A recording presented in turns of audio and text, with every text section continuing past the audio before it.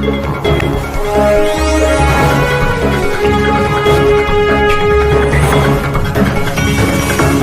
मैं प्रिया। आज है 15 अप्रैल। खबरों की तरफ बढ़ने से पहले एक नजर सुर्खियों पर। अब पंचायत वार होगी श्रमिकों की मैपिंग। परिवहन निगम की बसों के कारण वित्तीय स्थिति में सुधार होने की कही गई बात। पटना आईआईटी ने प्लेसमेंट के मामले में बनाया नया रिकॉर्ड। अब इन राज्यों से आने वाले को लाना होगा आरटीपीसीआर नेगेटिव रिपोर्ट। आगामी त्योहारों को लेकर बिहार में हुई अहम बैठक। अब चलिए बढ़ते हैं 25 बड़ी खबरों की ओर विस्तार से। एमसीएल में 70 चिकित्सा अधिकारी के पद पर मांगे गए आवेदन। महानदी कोलफील्ड्स लिमिटेड ने चिकित्सा अधिकारी के पदों पर भर्ती के लिए आवेदन आमंत्रित किए हैं। इस भर्ती के लिए इच्छुक और योग्य भर्ती 30 अप्रैल तक आवेदन कर सकते हैं। इस भर्ती में चयनित अभ्यर्थियों को 70,000 रुपए से लेकर 2,000 रुपए प्रतिमाह तक वेतन मिलेगा। एमसीएल के भर्ती नोटिफिकेशन के अनुसार महानदी कोलफील्ड्स लिमिटेड कोल इंडिया लिमिटेड की एक उप कंपनी है जो भारत सरकार के कोयला मंत्रालय के अधीन है। इन पदों के लिए अगर हम शैक्षणिक योग्यता की बात करें तो अभ्यर्थी शैक्षणिक योग्यता, आरक्षण, आवेदन प्रक्रिया, चयन प्रक्रिया आदि की विस्तृत जानकारी के लिए www.mahanandikoal.in या फिर रिक्रूटमेंट या www.coalindia.in के करियर सेक्शन पर जाकर पूरा नोटिफिकेशन देख सकते हैं। सरकार ने 10वीं की परीक्षा रद्द और 12वीं की परीक्षा स्थगित करने का जारी किया आदेश। कोरोना का ग्राफ देश भर में बढ़ने लगा है। वहीं मामलों में हो रही बढ़ोतरी के बीच केंद्र सरकार की तरफ से बड़ा निर्णय लिया गया है, जिसके तहत अगले महीने यानी कि 4 मई से शुरू होने वाली परीक्षा को रद्द कर दिया गया है। वहीं दूसरी तरफ 12वीं की परीक्षाओं को स्थगित किया गया है, जिसके बाद अगर 12वीं की परीक्षाएं आयोजित करवाने का निर्णय लिया गया तो सरकार अपनी तरफ से छात्रों को 15 दिन पहले ही जानकारी साझा कर देगी। हालांकि 12वीं की परीक्षा आयोजित होगी भी या नहीं, इसका फैसला अब 1 जून को लिया जाएगा, जिसके बाद अब 10वीं के छात्रों को बिना परीक्षा के ही अगली कक्षा में प्रमोट कर दिया जाएगा। हालांकि छात्रों को किस आधार पर प्रमोट किया जाएगा, इसका फैसला अभी शिक्षा विभाग जारी करेगी। पूर्वी चंपारण के केसरिया बौद्ध स्तूप में आपको देखने को मिलेगा बहुत कुछ खास। मोतिहारी के पास केसरिया में स्थित यह दुनिया का सबसे बड़ा बौद्ध स्तूप है। इस बौद्ध स्तूप की ऊंचाई 104 फीट है। भारतीय पुरातत्व विभाग के अधिकारियों की एक टीम ने खुदाई के बाद साल 1998 में इस स्तूप की खोज की। इतिहासकारों का मानना है कि यहाँ के क्षेत्रीय लोग इस स्तूप को रजा के रूप में और जानते हैं, जिसे बुद्ध के निर्वाण प्राप्त होने से पहले वैशाली के लिच्छवियों द्वारा बनाया गया था। वेन सॉन्ग, जो कि चीनी यात्री था, उसकी डायरी के अनुसार उसने भी स्थल का दौरा किया था। बिहार में डरा रहे हैं कोरोना के नए मामले। बिहार में कोविड-19 प्रभावितों की संख्या में लगातार बढ़ोतरी देखने को मिल रही है। स्वास्थ्य विभाग की तरफ से मिली जानकारी के अनुसार बिहार में बीते दिन के पिछले 24 घंटे में कुल मिलाकर 4,786 मामलों की पुष्टि हुई है, जिसके बाद बिहार में एक्टिव मरीजों की कुल संख्या 23,724 पर पहुंच गई है। इसके साथ ही अगर हम प्रभावित जिलों की बात करें तो अररिया में 33, अरवल में 48, औरंगाबाद में 122, बांका में 32, बेगूसराय में 105, भागलपुर में 334, भोजपुर में 166, बक्सर में 97, दरभंगा में 24, गया में 334, गोपालगंज में 105, ईस्ट चंपारण में 92, जमुई में 21, जहानाबाद में 128, कैमूर में 20, कटिहार में 107, खगड़िया में 26, किशनगंज में 32, लखीसराय में 44, मधेपुरा में 47, मधुबनी में 47, मुंगेर में 97, मुजफ्फरपुर में 242, नालंदा में 29, नवादा में 44, पटना में 1483, पूर्णिया में 98, रोहतास में 69, सहरसा में 103, समस्तीपुर में 112, सारण में 117, शेखपुरा में 40, शिवहर में 17, सीतामढ़ी में 60, सिवान में 88, सुपौल में 47, वैशाली में 57, वेस्ट चंपारण में 97 मामलों की पुष्टि हुई है। बीते दिन के पिछले 24 घंटे में कुल मिलाकर 1,189 मरीज ठीक होकर घर वापस लौट चुके हैं। इसके साथ ही बिहार में ठीक होने वाले मरीजों की संख्या 2,69,795 पर पहुंच गई है।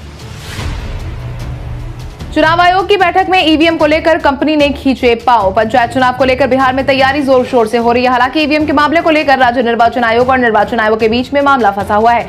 इसी को ध्यान में रखते हुए बीते दिन दिल्ली में राज्य निर्वाचन आयोग के बीच में बैठक का आयोजन करवाया गया था। इस बैठक के दौरान ही ईवीएम बनाने वाली company electronic corporation of India limited ने भारत निर्वाचन आयोग के समक्ष बिहार पंचायत चुनाव में मशीन देने की असमर्थता जताई। कंपनी की तरफ से मशीन में लगने वाले कई तरह के टेक्निकल पार्ट्स कोरोना महामारी के कारण उपलब्ध नहीं होने की बात कही गई है, जिसके बाद राज्य निर्वाचन आयोग के सचिव योगेंद्र राम ने अपना बयान जारी करते हुए बताया है कि गुरुवार को फिर भारत निर्वाचन आयोग के साथ अनौपचारिक बैठक होगी, जिसके बाद ईवीएम के मुद्दे को लेकर कई और निर्णय सामने आने की उम्मीद जताई जा रही है।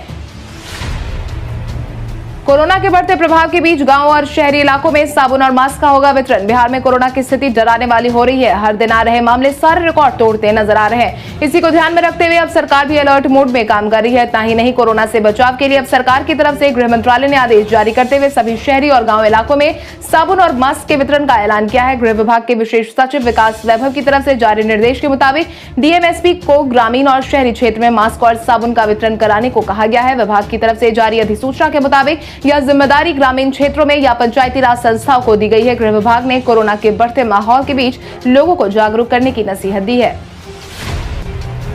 परिवहन निगम की बसों के कारण वित्तीय स्थिति में सुधार होने की कही गई बात। बिहार राज्य पथ परिवहन निगम वर्तमान समय में काफी विकास कर रहा है। हालांकि एक वक्त ऐसा था जो बिहार राज्य पथ परिवहन निगम की हालत काफी खराब थी। जानकारों की माने तो बिहार राज्य पथ परिवहन निगम के अच्छे दिन बिहार सरकार के रिहैबिलिटेशन पॉलिसी के कारण आए हैं और देखते ही देखते परिवहन निगम के अच्छे दिन लौट आए हैं। इसी बाबत बिहार परिवहन निगम के सचिव संजय कुमार अग्रवाल ने भी ईटीवी भारत से बातचीत के दौरान अपना बयान जारी किया है, जिसके तहत उन्होंने कहा है कि वित्तीय स्थिति सुधारने के साथ साथ निगम की बसों की संख्या बढ़ाई गई है। नई बसें खरीदी गई हैं। पथ परिवहन निगम की बसों का किराया 2 साल पहले बढ़ाया गया था। एक बार फिर से डीजल की बढ़ती कीमत और मेंटेनेंस कॉस्ट में बढ़ोतरी को देखते हुए इस पर विचार चल रहा है।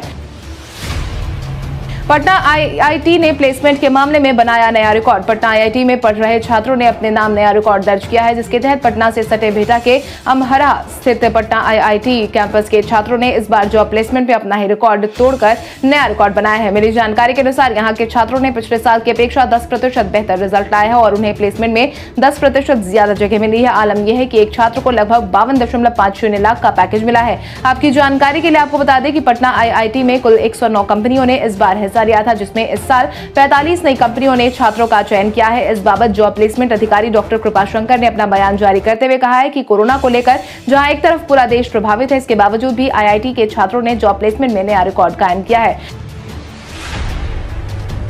अब पंचायतवार होगी श्रमिकों की मैपिंग। कोरोना के बढ़ते प्रभाव के कारण बिहार के बाहर रह रहे श्रमिकों ने बिहार आना शुरू कर दिया है, जिसके बाद अब ऐसे श्रमिकों की मैपिंग को लेकर सरकार ने अहम फैसला लिया है, जिसके तहत बाहर से आने वाले बाहरी कामगारों की पंचायतवार मैपिंग कराई जाएगी ताकि उनकी कार्यकुशलता का पता लगाया जा सके। अकुशल लोगों के लिए मनरेगा के जरिए काम की व्यवस्था की जाएगी। वहीं कुशल लोगों को उद्योग विभाग की विभिन्न योजनाओं के जरिए स्वरोजगार के लिए प्रेरित किया जाएगा। आपकी जानकारी के लिए आपको बता दें कि बाहर रह रहे प्रवासियों के मन में इस बात की आशंका है कि अगर फिर से लॉकडाउन लगाया गया तो कहीं उन्हें पैदल ना घर वापस आना पड़े। यही कारण है कि श्रमिकों ने वापस अपने राज्यों की तरफ कूच करना शुरू कर दिया है।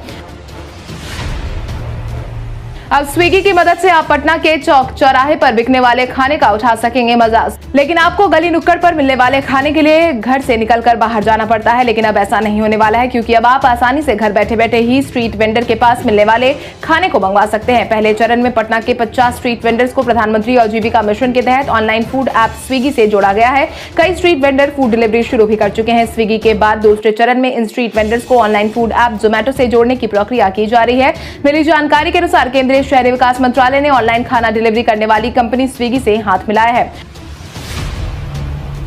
कांग्रेस के बाद अब नीतीश कैबिनेट में भी पहुंचा कोरोना। कांग्रेस के बाद अब नीतीश कैबिनेट में भी कोरोना ने अपना कदम रख दिया है, जिसके तहत ही नीतीश कैबिनेट के मंत्री मदन सहनी कोरोना संक्रमित पाए गए हैं। राज्य के समाज कल्याण विभाग के मंत्री मदन सहनी की रिपोर्ट पॉजिटिव आई है और वो पिछले कुछ दिनों से अपने घर में ही आइसोलेट है। मेरी जानकारी के अनुसार मंत्री मदन सहनी ने पिछले दिनों अपनी तबियत बिगड़ने के बाद कोरोना जांच कराई थी। जांच रिपोर्ट पॉजिटिव आई तो मंत्री आइसोलेशन में चले गए। फिलहाल वो अपने सरकारी आवास पर रह रहे हैं और डॉक्टरों की निगरानी में है। राज्य में बड़े स्तर पर कोरोना का संक्रमण फैल रहा है। पीएमसीएच के प्रिंसिपल विद्यापति चौधरी भी संक्रमित पाए गए हैं।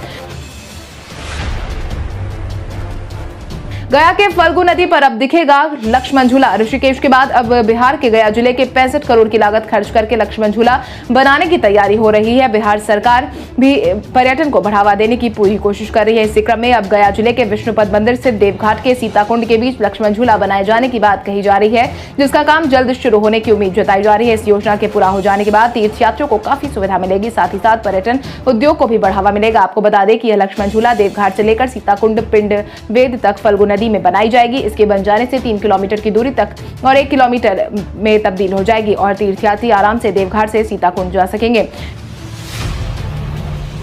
गैर रैयत किसानों के अनाज बेचने की सीमा में सरकार ने दी राहत। बिहार सरकार ने हाल ही में बिहार के गैर रैयत किसानों को लेकर जरूरी दिशा निर्देश जारी किया है, जिसके तहत दलहन बेचने के लिए गैर रैयत किसानों को कुछ राहत दी गई है। वे अधिकतम 15 क्विंटल चना और मसूर दोनों बेच सकेंगे। वो चना और मसूर भी अलग अलग बेचना चाहे तो वो इससे अधिक नहीं बेच सकेंगे। हालांकि खाद्य विभाग ने शर्त लगा दी है कि गैर रैयत किसानों को स्व घोषणा पत्र पर बोर्ड सदस्य से सत्यापन कराना होगा। यही नहीं, उन्हें नेफेड के पोर्टल पर अपना पंजीयन भी कराना होगा। आपको बता दें कि आत्मनिर्भर बिहार के 7 निश्चय पार्ट 2 के तहत दलहन के उत्पादन को बढ़ावा देने के लिए राज्य सरकार ने केंद्र की मदद से न्यूनतम समर्थन मूल्य पर इसकी खरीदारी करने का निर्णय लिया है। अब इन राज्यों से आने वालों को लाना होगा आरटीपीसीआर नेगेटिव रिपोर्ट। बिहार में कोरोना की स्थिति जिस तरह से खराब हो रही है, उसे एक बात तो तय है कि स्थिति दोबारा से नियंत्रित होने में काफी समय लगेगा। हालांकि इन सबके बीच यात्रियों को लेकर बिहार सरकार ने एयरपोर्ट निदेशक को खास चिट्ठी लिखी है, जिसके तहत पटना जिलाधिकारी ने कहा है कि महाराष्ट्र, पंजाब एवं केरल से आ रहे यात्रियों को अनिवार्य रूप से कोविड-19 आरटीपीसीआर का नेगेटिव रिपोर्ट लाना होगा और तभी उन्हें यात्रा की अनुमति दी जाए। पटना जिले में कोरोना संक्रमण लगातार बढ़ रहा है। 7 अप्रैल की उच्च स्तरीय बैठक में निर्देश दिया गया था कि महाराष्ट्र, पंजाब एवं केरल से यात्रा कर पटना एयरपोर्ट आने वाले यात्रियों को उनके गंतव्य स्थान से हवाई यात्रा प्रारंभ करने के 72 घंटे पहले का आरटीपीसीआर जांच प्रमाण पत्र रखना अनिवार्य होगा। यात्रियों के लिए मुंबई से शुरू हुई कई विशेष ट्रेन तो कई ट्रेनों के परिचालन का हुआ विस्तार। यात्रियों की सुविधा को ध्यान में रखते हुए मुंबई से बिहार के लिए कई स्पेशल ट्रेनों का परिचालन किया गया। इतना ही नहीं, कई ट्रेनों के परिचालन का विस्तार भी कर दिया गया। पूर्व मध्य रेलवे की तरफ से मिली जानकारी के अनुसार सभी ट्रेनों को आरक्षण के माध्यम से चलाया जा रहा है। इसके साथ ही इन ट्रेनों में सफर करने के दौरान यात्रियों को कोविड-19 के प्रोटोकॉल का पालन करने की नसीहत भी दी गई है, जिसके तहत Chhatrapati Shivaji Maharaj terminus Danapur special, Solapur Guwahati Solapur special train, Pune Bhagalpur Pune special, Pune Danapur Pune special, Bandra terminus Barauni Bandra terminus special समेत कई ट्रेनों का परिचालन हो रहा है और कई ट्रेनों के परिचालन का विस्तार भी कर दिया गया है।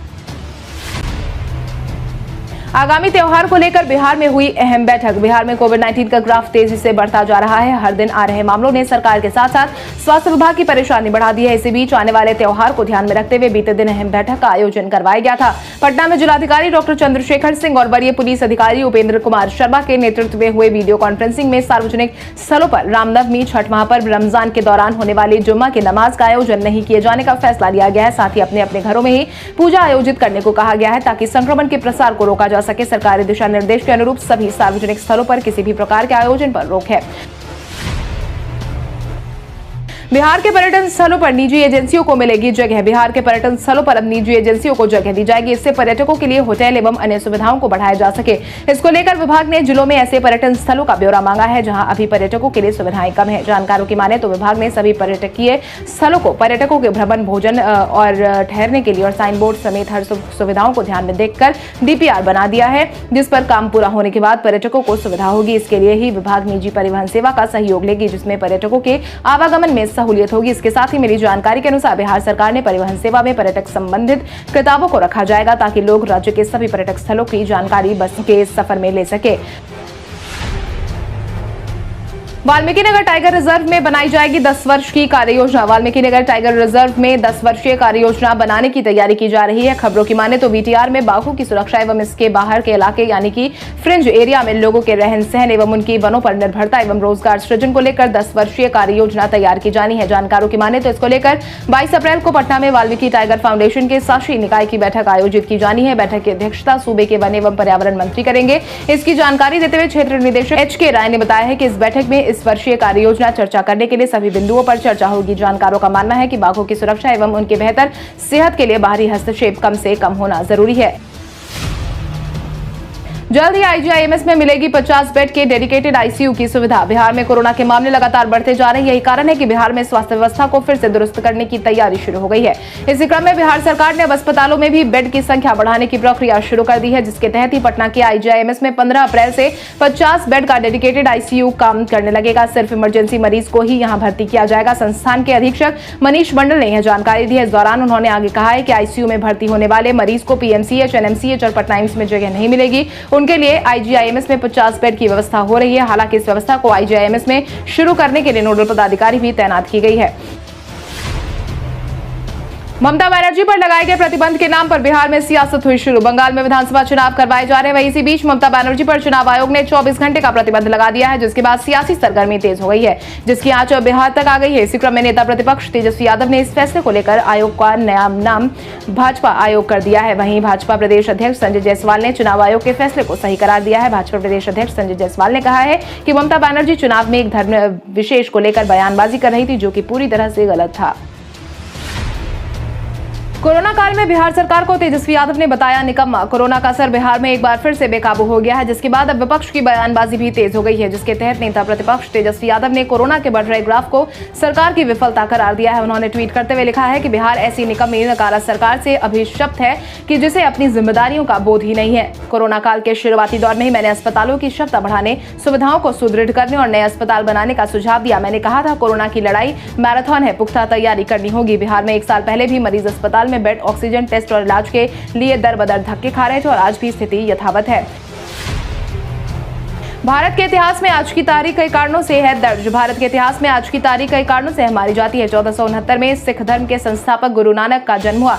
1658 में धर्म मत की लड़ाई में औरंगजेब ने राजा जसवंत सिंह को हराया। 1948 में हिमाचल प्रदेश की स्थापना आज के दिन हुई। 1976 में भारत ने 15 साल के बाद बीजिंग में अपना दूत भेजने की घोषणा की। 1980 में 6 गैर सरकारी बैंक राष्ट्रीयकृत किए गए। इससे पहले भी कुछ बैंक इसी तरह राष्ट्रीयकृत हुए थे। 1994 में भारत ने 124 अन्य देशों के साथ general agreement of trade and tariff GATT पर हस्ताक्षर किया। 2010 में भारत में निर्मित पहले क्रायोजेनिक रोबोट GSLV D3 का प्रक्षेपण नाकाम हुआ था। अब आइए जानते हैं सराफा बाजार और पेट्रोल डीजल के क्या थे भाव। अगर हम सराफा बाजार की बात करें तो सोने का भाव 14 अप्रैल को 22 कैरेट के लिए प्रति 10 ग्राम 44,850 रुपए था। वहीं 24 कैरेट के लिए प्रति 10 ग्राम 45,850 रुपए था। इसके साथ ही अगर हम चांदी की बात करें तो चांदी का भाव प्रति किलो 67,600 रुपए था। वहीं पेट्रोल की बात करें तो राजधानी पटना में पेट्रोल की कीमत 92.93 रुपए प्रति लीटर, वहीं डीजल की कीमत 86.52 रुपए प्रति लीटर थी। UIDAI ने बताया आधार कार्ड को सेफ रखने का आसान तरीका। Unique identification authority of India Aadhaar card धारकों को ऐसी सहूलियत दे रही है जिससे वो अपने आधार नंबर को लॉक और अनलॉक कर सकते हैं। इसके आधार नंबर की प्राइवेसी और सिक्योरिटी और पुख्ता हो जाती है। सबसे पहले UIDAI.gov.in वेबसाइट पर जाएं। इसके बाद आधार सर्विसेज के तहत आधार लॉक एंड अनलॉक सर्विस पर क्लिक करें। अब लॉक UID पर क्लिक करें, जहां आप अपने डिटेल्स भरें। इसके बाद आपको सिक्योरिटी कोड डालना है। जैसे ही आप अपने मोबाइल पर आया 1 टाइम पासवर्ड डालेंगे, आपको आधार नंबर लॉक हो जाएगा और ऐसा ही प्रोसेस अपनाकर आप आधार नंबर को अनलॉक कर सकते हैं। माधुरी और नोरा ने एक दूसरे के गाने पर किया डांस। माधुरी दीक्षित के डांस दीवाने 3 में कंटेस्टेंट के साथ साथ कई बार डांस की झलकियां भी देखने को मिलती है। इस हफ्ते शो में एक और बेहतरीन डांसर नोरा फतेही पहुंचेंगी। नोरा जजों के साथ बैठकर कंटेस्टेंट को जज करेंगी। शो के प्रसारित होने से पहले शूटिंग के वीडियो सोशल मीडिया पर वायरल हो रहे हैं। इसी को लेकर एक वीडियो माधुरी दीक्षित ने अपने आधिकारिक इंस्टाग्राम अकाउंट पर साझा किया है, जिसमें वो अपनी फिल्म के गाने मेरा पिया घर आया पर डांस करती नजर आ रही है। उनके साथ नोरा फतेही उनका बखूबी साथ दे रही है। माधुरी ने कैप्शन में लिखा है मेरा पिया घर आया। कल हमारे द्वारा पूछे गए सवाल का जवाब आप में से बहुत सारे यूजर ने हमें कमेंट करके दिया था, उसके लिए आपका बहुत बहुत धन्यवाद। आप में से जिन यूजर का कमेंट हमें अच्छा लगा है उनके नाम है इरशाद अहमद, विकास महत्व, अजीमा फिरदौस, अंकिता शर्मा, असलम राज, शबनम कुमारी, सोनू यादव, सलोनी सिंह, साहिर राज, बलिंदर कुमार, रवीश कुमार, सोनू कुमार, नीतीश कुमार, सुनीता देवी। इसके अलावा हमारी टीम को और भी लोगों के जवाब अच्छे लगे हैं, मगर समय के अभाव के कारण हम उनका नाम नहीं ले पाए, लेकिन आप हमारे सवालों का जवाब देते रहे। हम कल आपका नाम लेने की पूरी कोशिश करेंगे। तो चलिए बढ़ते हैं आज के सवाल की ओर। आज का सवाल कुछ इस प्रकार है, आपके अनुसार कोविड-19 के बढ़ते प्रभाव के कारण CBSE की तरफ से 10वीं की परीक्षा रद्द और 12वीं की परीक्षा स्थगित करने का फैसला सही है या नहीं? अपने जवाब हमें कमेंट करके जरूर बताएं। इसके साथ ही आज के लिए बस इतना ही। बिहार की बड़ी खबरों से अपडेटेड रहने के लिए हमारे YouTube चैनल को सब्सक्राइब करें और बेल आइकन दबाना ना भूलें। धन्यवाद।